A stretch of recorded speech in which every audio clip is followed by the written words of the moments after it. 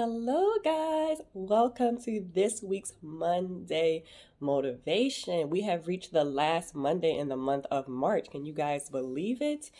And I started this series because I know that for a lot of us, Monday is not always the favorite day of the week. It can be a little rough, and sometimes it can put you in a whole mood.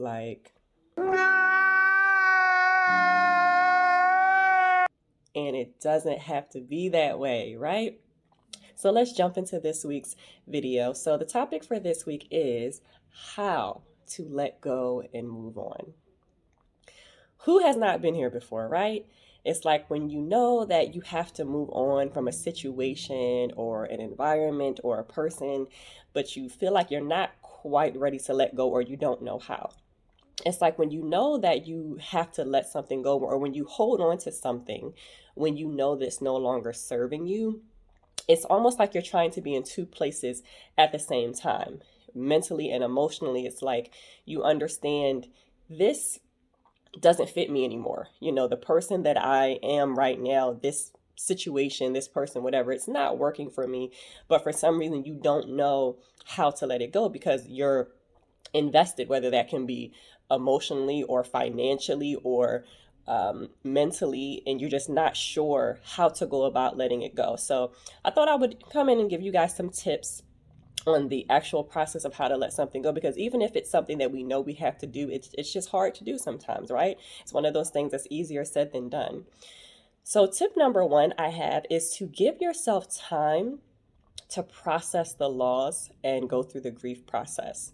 Just like if someone in your life died, it's anything that you lose or that's a loss from something that you're used to or attached to, you have to grieve it.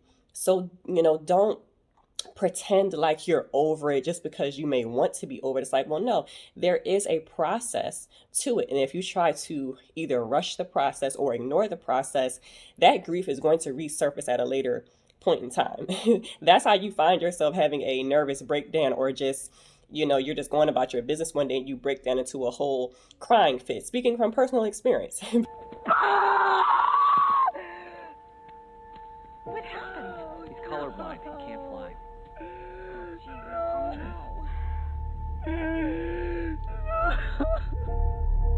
and and it's not in terms of maybe a friendship, someone that maybe you found out wasn't truly your friend, or a romantic relationship. When you realize that you have to move on and let it go, it's like you're not necessarily grieving the loss of that person. It could be that you're grieving the loss as far as you're grieving the fact that you're disappointed.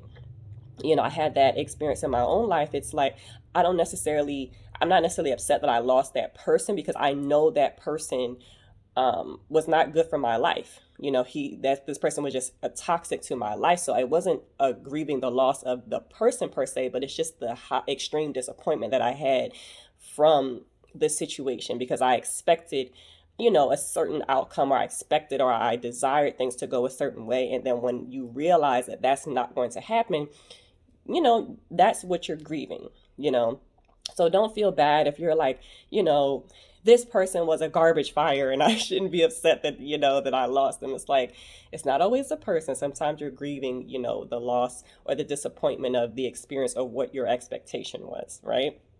Secondly, remove reminders. You know, if it's a person, if it's a friend, then you don't need to follow them on social media. At least not immediately after you've decided to cut ties or move on or separate or whatever the situation is.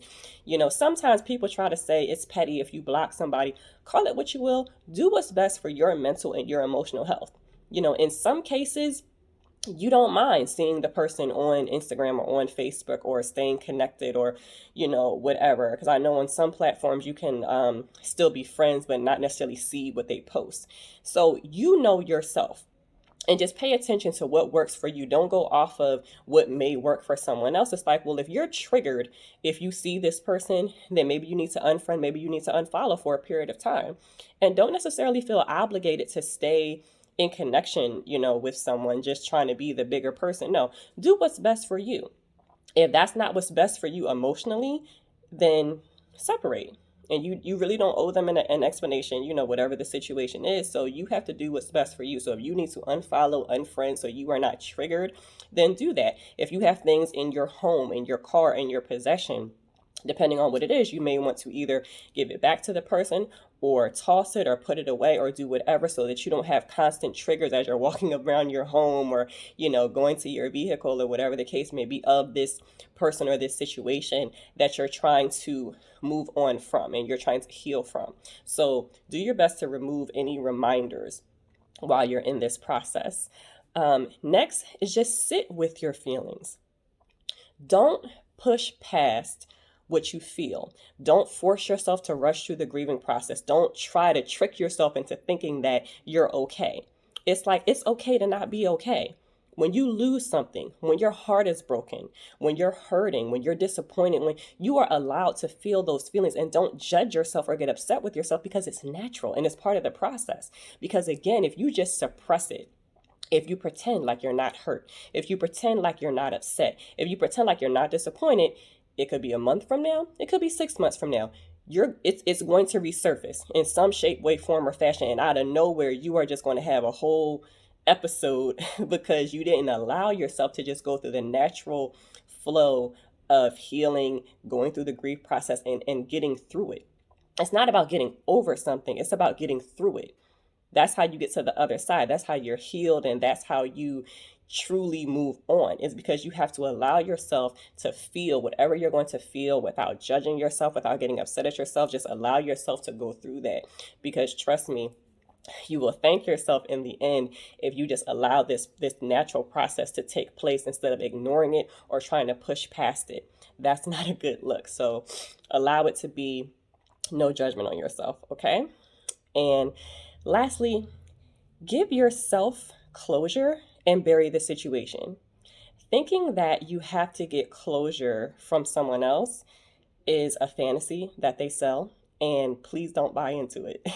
Once you know this situation, this environment, this town, this job, this person is not serving me, it's not good for me, then you have to know that within yourself. It's like you can't get healed from the same person that hurt you. That doesn't make any sense, and there's a chance that you wouldn't even be in this situation if this other person was capable of giving you the things that you need. So don't look to that person or anything outside of you to give you closure. Once you decide, okay, it's best for me, for my peace of mind, for my heart, for my spirit, for me to separate and for me to move on, then you can start your process. You don't have to go to anyone else and try to have a conversation, or no, closure is for the birds. That's something that you give to yourself. You don't get that from anyone else. And bury the situation. It's like when you can't, if you have a physical wound that's trying to heal, if you keep picking at it and picking at it, what's going to happen? It's going to delay the healing process. So don't keep reaching out to this person. Don't keep trying to mend the situation, things like that. It's like, once you decide that this is what's best for me, is to move on, and you have to make that commitment to yourself, because your future self is going to thank you. Because I'm sure all of us at some point in our life, we stayed in a situation longer than we should have, and we knew it. In our instincts, and our gut instincts, and our intuition, and our discernment, we knew before we finally left. We knew for a while that it wasn't for us. But sometimes we want to see the good in people. We want to, give people benefit of the doubts. We want to give people more chances sometimes that they deserve. And sometimes that comes back to bite us, So it's like, once you know, I have to move on from this, I can't stay in this situation, then, bury it, put it to rest. Don't keep going back to check on it. Don't keep picking at it. Just, start your process. Understand that, just like, with medicine, sometimes it's nasty going down, but it's good for you and it'll heal you. So it's going to hurt, depending on what the situation is and the severity of it. But sometimes doing what's right and doing what's best for you, it doesn't feel pleasant in the moment, while you're in it. While you're in the valley, you may not see, the silver lining of the other side, but just know, once you know in your heart of hearts that you have to move on from a situation or from a person, just make that commitment.